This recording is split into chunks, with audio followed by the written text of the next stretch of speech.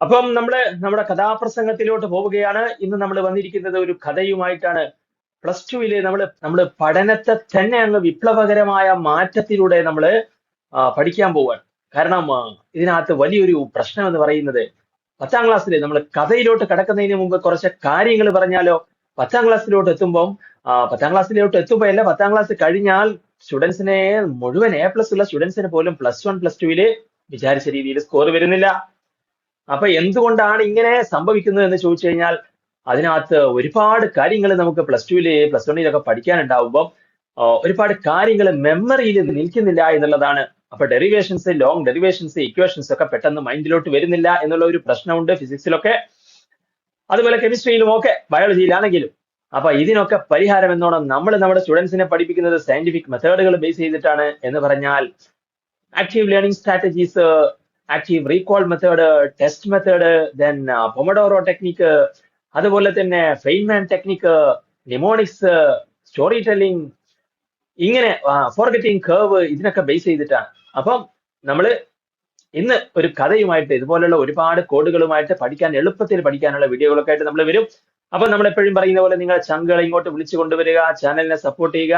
തിരിച്ചും വലിയ രീതിയിൽ നിങ്ങളെ നമ്മൾ എന്ത് ചെയ്യും, സപ്പോർട്ട് ചെയ്യും. നിങ്ങളെ പഠിപ്പിച്ചിട്ട് നമുക്ക് അടിപൊളിയായിട്ട് കഥയൊക്കെ പറഞ്ഞ് കഥാപ്രസംഗം നടത്തിയിട്ട് ഫുൾ A+ ആയിട്ട് നമ്മൾ അങ്ങ് പോകും.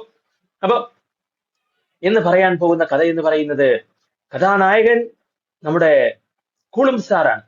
അപ്പം വളരെ ഇമ്പോർട്ടന്റ് ആയിട്ടുള്ള ഒരു കഥയിലോട്ട് വരുമ്പോ കൂളും സാറ് കഴിച്ച ഫുഡ് എന്ന് പറയുന്നത് വളരെ ഞെട്ടിപ്പിക്കുന്ന ഫുഡായിരുന്നു.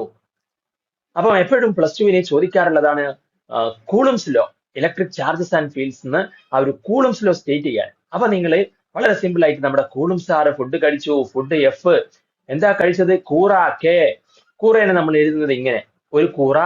ഓക്കെ, അപ്പം രണ്ട് കൂറയെ കഴിച്ചത്. അപ്പൊ ഒന്ന് കൂറ, ഇനി രണ്ടാമത്തെ കൂറ. ഓക്കെ, അപ്പൊ നമുക്ക് ഇങ്ങനെ എഴുതിക്കൂടെ? F = K Q1 Q2 R കൂടി R² എന്ന് എഴുതിക്കൂടെ? അപ്പൊ അതായത് Coulomb's law states that force between two electric charges Q1 and Q2, ഇതിനിടക്കുള്ള ഫോഴ്സ് എന്ന് പറഞ്ഞാൽ എന്താ?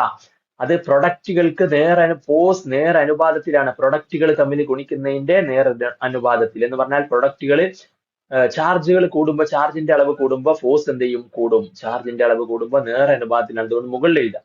ദൂരം കൂടുമ്പോൾ നോക്കൂ, ദൂരം അങ്ങ് ദൂരത്തിലാണ് വെച്ചതെങ്കിൽ ബലം കുറയൂലേ? അപ്പൊ ദൂരം കൂടുമ്പോ ദൂരന്റെ വിപരീതം, ദൂരത്തെ നമ്മൾ താഴെ, ഡിസ്റ്റൻസ് R-നെ നമ്മൾ താഴെയാണ് വെക്കുന്നത്. അപ്പൊ അതുകൊണ്ട് ഇൻവേഴ്സ്ലി പ്രൊപ്പോർഷണൽ ആണ്. അപ്പൊ ഈ കാര്യം അങ്ങ് സ്റ്റേറ്റ് ചെയ്യുക, ചിത്രമൊക്കെ അങ്ങ് വരച്ചു വെക്കുക. പിന്നെ K നമുക്ക് എല്ലാവർക്കും അറിയാമല്ലോ, 1/4πε0. അപ്പൊ നിങ്ങൾ ഈ ഒരു കോഡ് ഓർത്ത് വെച്ചാൽ പിന്നെ കൂളുംസ് ലോ മറക്കൂല. കൂളും സാറ് ഫുഡ് കഴിച്ചു, കൂറ Q1, ഒന്നാമത്തെ കൂറ, രണ്ടാമത്തെ കൂറ. അപ്പം ഇതുപോലെ അടുത്ത ഒരു കഥയുണ്ട്, കപ്പാസിറ്റൻസ് വാങ്ങിയ എപ്സാദിന്റെ കഥ. ഇതിലെ ഡെറിവേഷൻ അടക്കം നമ്മൾ എന്ത് ചെയ്യും? കഥാപ്രസംഗമായിട്ട് പഠിച്ചു വെക്കും. അപ്പം ഇതുപോലെ കഥകള്, കോഡുകളുമായിട്ടൊക്കെ നമുക്ക് അടിപൊളിയായിട്ട് +2 പഠിച്ച് ഫുൾ A+ വാങ്ങിക്കുന്നതിന് വേണ്ടിയിട്ട് ചങ്കുകളെ മൊത്തം ഇങ്ങോട്ട് വിളിച്ചു കൊണ്ടുവരിക. അപ്പം അടുത്ത വീഡിയോയിൽ നമുക്ക് വീണ്ടും കാണാം. വീഡിയോ കണ്ടതിന് നന്ദി. That's all. Thanks for watching.